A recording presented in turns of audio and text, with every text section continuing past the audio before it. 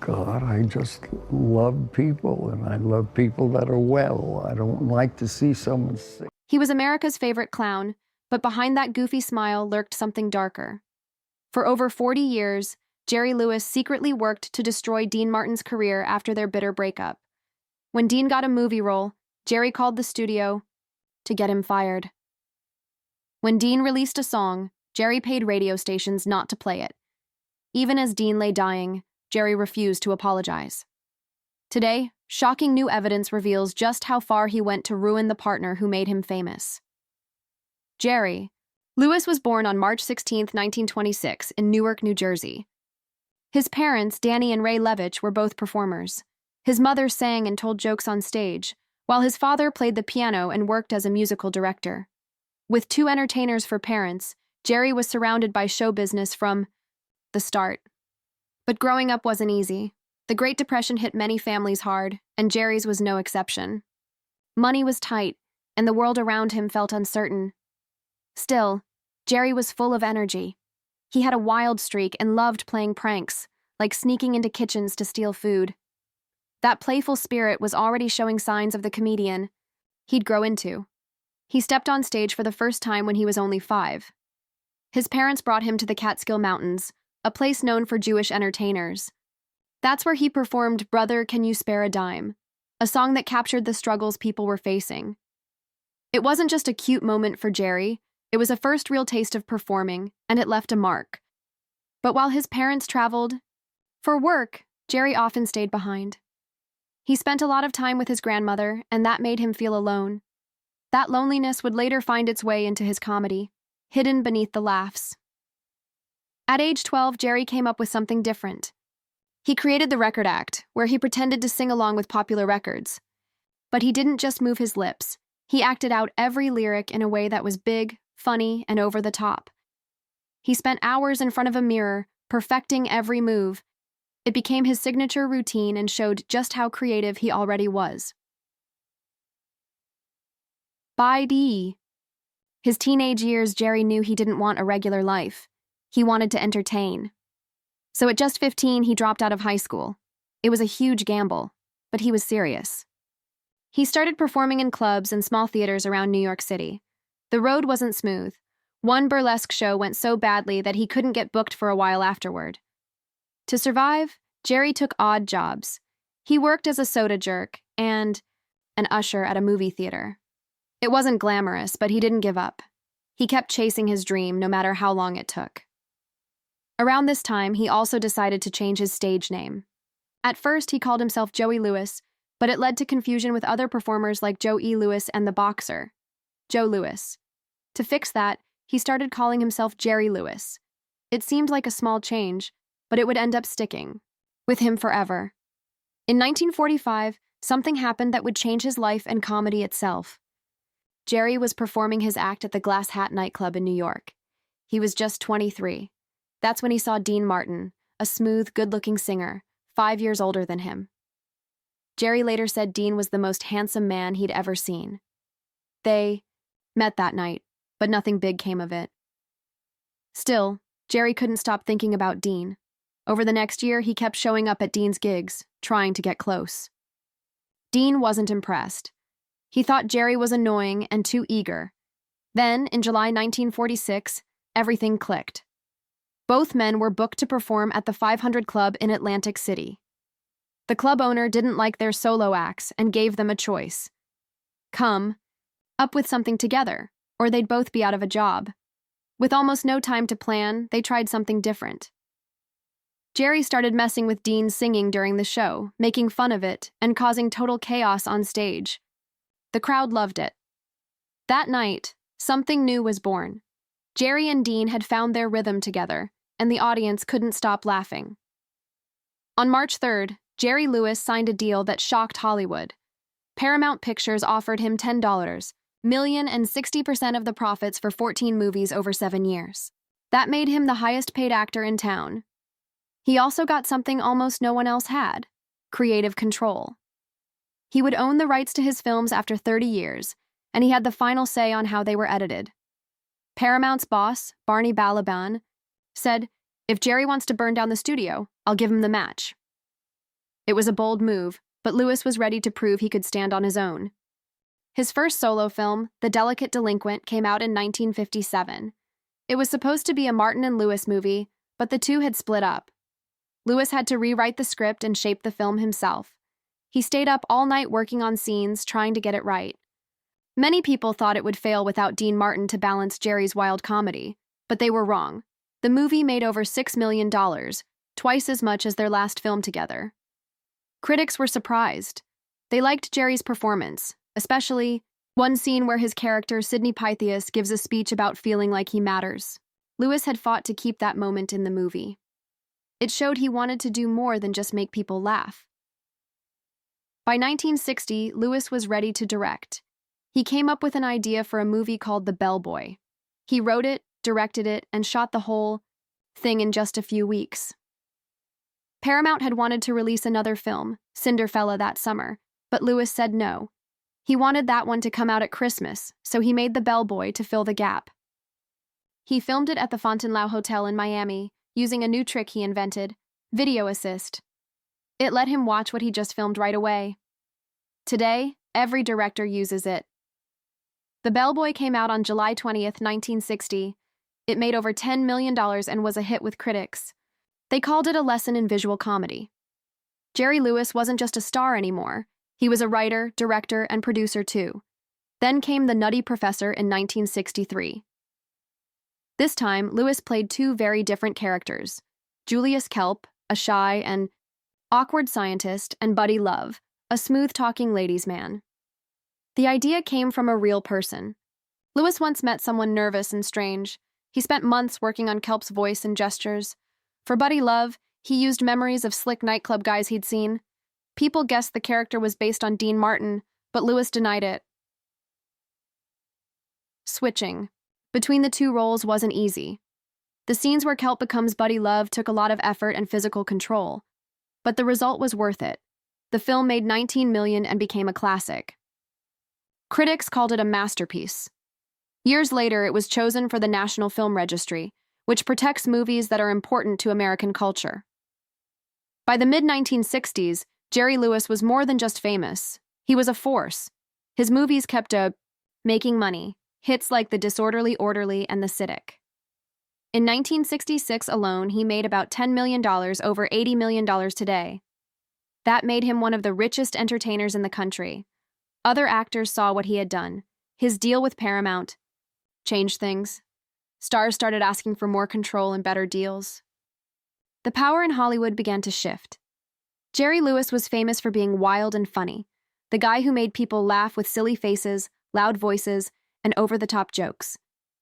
But in 1982, he did something totally unexpected. He took a serious role in a movie called The King of Comedy. No jokes, no clowning around. Just a cold, quiet man named Jerry Langford, a talk show host who gets stalked by a desperate fan, played by Robert Darrow. People didn't know what to make of it at first. Lewis wasn't playing for laughs. He was playing it straight and kind of sad.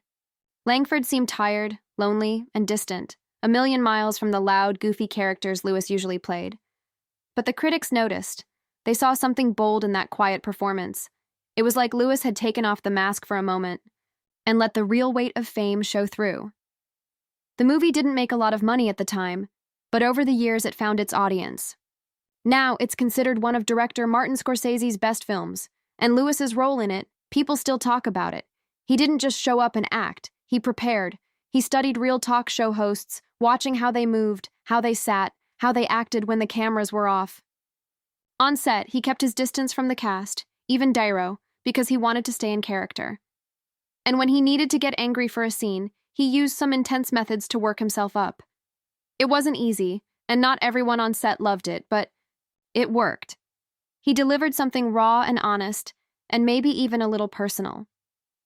Years later, at 69, Lewis surprised people again. This time, he stepped onto a Broadway stage. The show was Damn Yankees, and he played the devil himself, Mr. Applegate. Crowds loved it. He was funny, of course, but also full of charm and energy. And he sang, he danced, he owned the stage. He wasn't just reading lines. He was doing what he did best, improvising, turning tiny moments into gold. One night, someone in the audience was loudly unwrapping candy, and Lewis turned it into a comedy bit, getting laughs without even touching the script.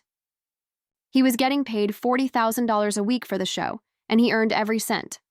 After Broadway, he didn't take it easy. He took the show on tour, performing in 50 cities across the country. And he kept working long after most people would have retired. At 77, he lent his voice to The Simpsons, playing the dad of Professor Frink. A few years after that, at 80, he showed up on Law & Order, SVU, playing a serious role that reminded people he wasn't just a clown, he could act too. But before all that, before the movies, the shows, the fame, there was Martin and Lewis. They started out performing in little clubs along the East Coast. At first, nobody knew who they were, but they had something special. Dean Martin was cool, calm, the smooth singer with a laid-back charm. Jerry Lewis was chaos, jumping, shouting, making faces, playing off Dean like a human cartoon. Together, they were magic. It didn't take long for people to notice. In just a few weeks, they were packing clubs. In a few months, they were earning $5,000 a week, a huge amount at the time. They signed with a major talent agency and never looked back. Everything happened fast. Radio shows, nightclub gigs, sold-out performances. It was like they were everywhere. At once. Their act was sharp, unpredictable, and filled with music, jokes, and fast-talking banter. Crowds couldn't get enough. By 1948, they were headlining at top venues like the Copacabana in New York. And when NBC gave them their own radio show in 1949, millions of people started tuning in every week. One episode had Jerry pretending to be a turkey trying to escape Thanksgiving dinner. Dean played it straight while Jerry went wild, and people loved it. By 1950, they were making $15,000 a week just from the radio. From there, it was only a matter of time before Hollywood called. Their first movie, My Friend Irma, came out in 1949. It was a hit. So were the next ones. Over 7 years, they made 16 movies together, and audiences couldn't get enough. Their films mixed comedy, music, and their one-of-a-kind chemistry. It was a formula that worked again and again. One movie, At War with the Army, made over $15 million. Another, Living It Up, earned more than $20 million. The numbers were huge, and Paramount Pictures was thriving because of them, even as things got tense between them. Behind the scenes, they kept making hit after hit. Their last film together, Hollywood or Bust in 1956, still drew big crowds. They might have been falling apart in real life, but on screen, their bond looked unbreakable. By the time it was over, their movies had brought in over $200 million. Not bad for two guys who started out in tiny clubs just trying to make people laugh. By the early 1950s, Dean Martin and Jerry Lewis were on top of the world. They weren't just famous. They were everywhere. People lined up to see them at nightclubs. They ruled the radio, took over television, and packed theaters with their movies. In 1953, they landed a record-breaking deal with NBC for $35 million. It was the biggest TV deal anyone had ever seen. Just one episode of the Colgate Comedy Hour paid them $220,000. That's like $2 million today.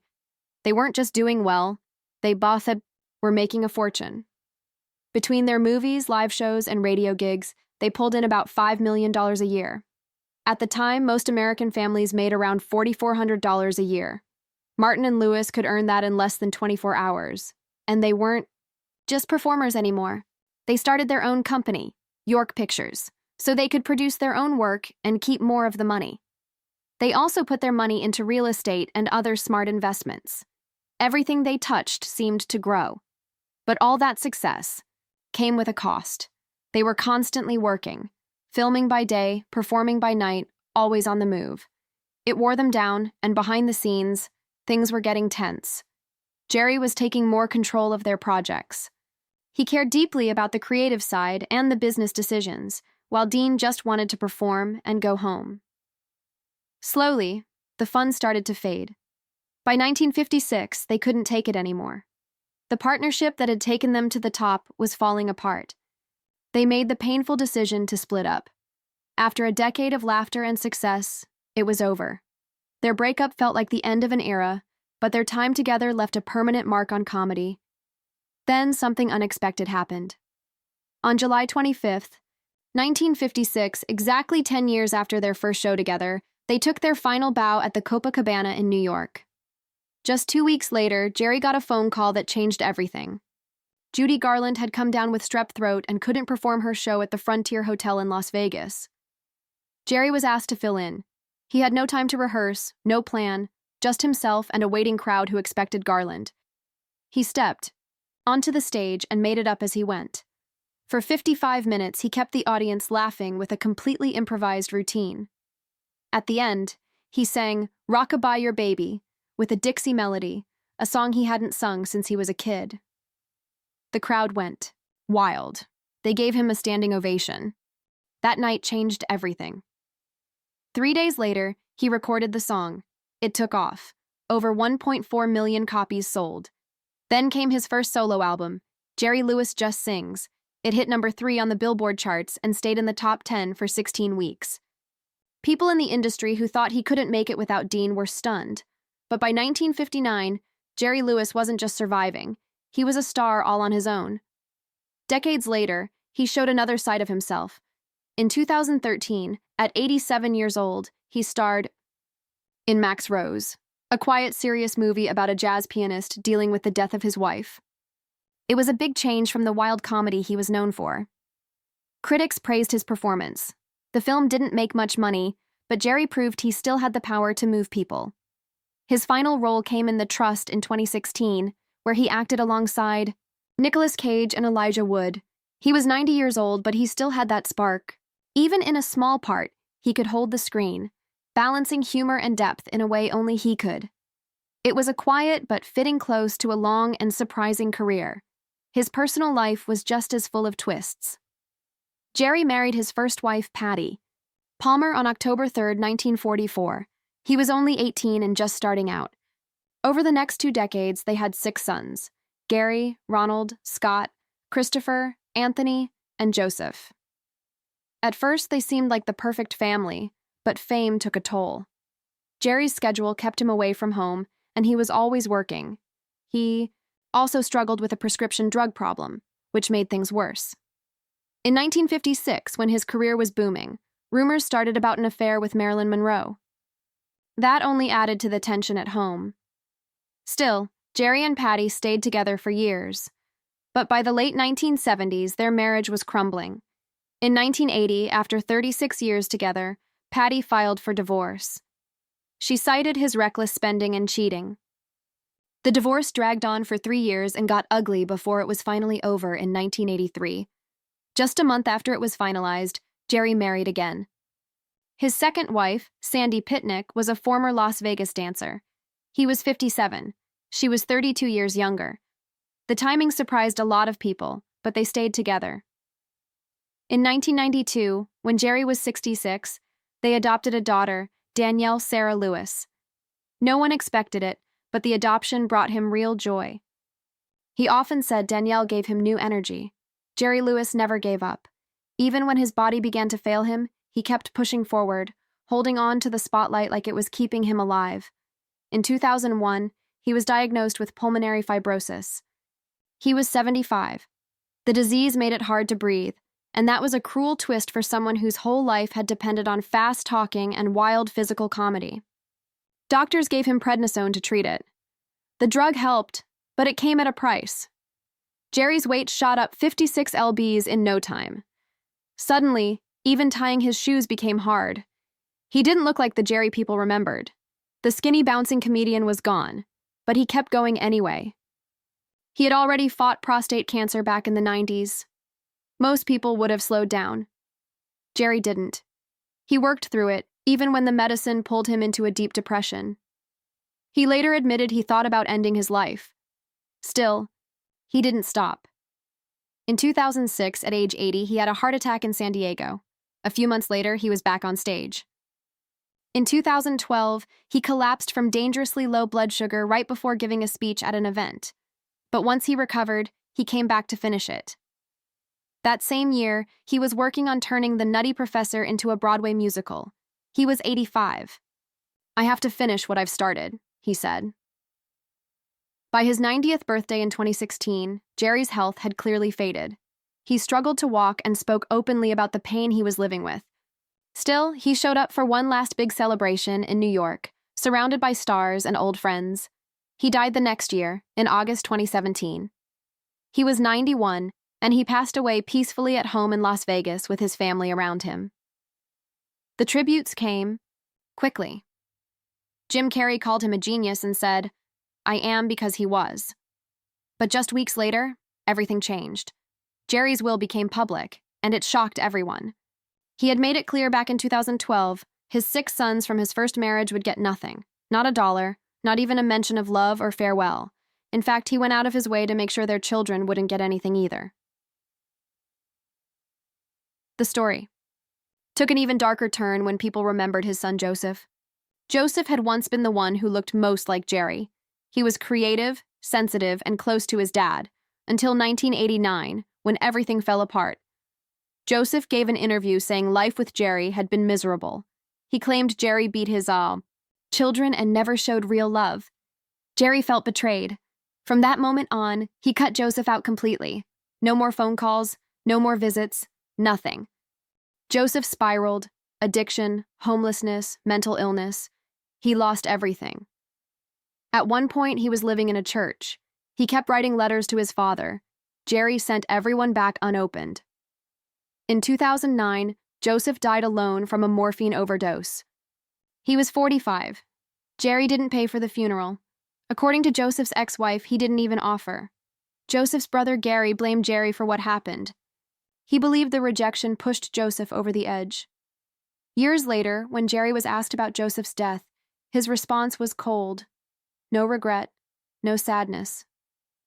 Meanwhile, Jerry left everything to his second wife, Sandy Pitnick, and their adopted daughter, Danielle. Danielle had been close to him and even helped manage his career in his final years. The will made it clear Jerry had chosen a new family, and the old one was out for good. Anthony Lewis, Jerry's 5th son, said the will felt like putting the knife in and turning it. He could accept being cut out, but what hurt most was seeing his children, Jerry's grandchildren, cut out too. It didn't end there.